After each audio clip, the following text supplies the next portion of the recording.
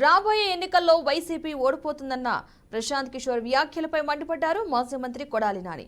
పీకే ఒక చిల్లర మనిషిని ఆయన తీసేసిన తహసీల్దార్తో సమానమన్నారు. ఐపాక్ నుంచి ఆయన్ను తరిమేశారని మండిపడ్డారు. తెలంగాణ, రాజస్థాన్, ఛత్తీస్గఢ్ ఎన్నికల్లో పీకే చెప్పిన జోసే ఏమైందని ప్రశ్నించారు. లగడపాటి, పీకే లాంటి చిల్లర వ్యక్తులు చంద్రబాబుకు 1% ఓటింగ్ అయినా పెంచాలని విశ్వ ప్రయత్నాలు చేస్తున్నారని మండిపడ్డారు.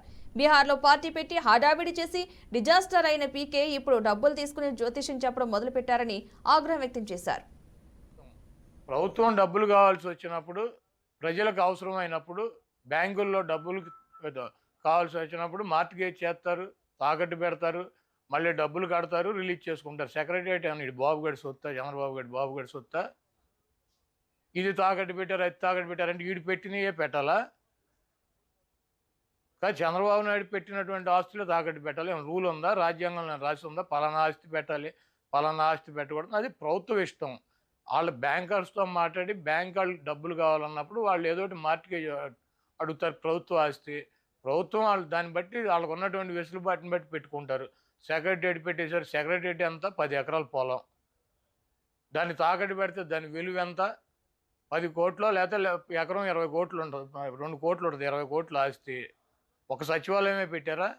నువ్వేం పెట్టలేదా గతంలో?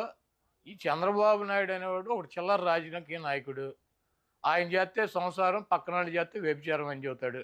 కాబట్టి ఇటువంటి చంద్రబాబు లాంటి 420 మాటలు ప్రజలు పెద్ద పట్టించుకునే పరిస్థితులు లేరు. చంద్రబాబు నాయుడికి అభ్యర్థులు ప్రకటించుకునేటువంటి పరిస్థితి లేదు.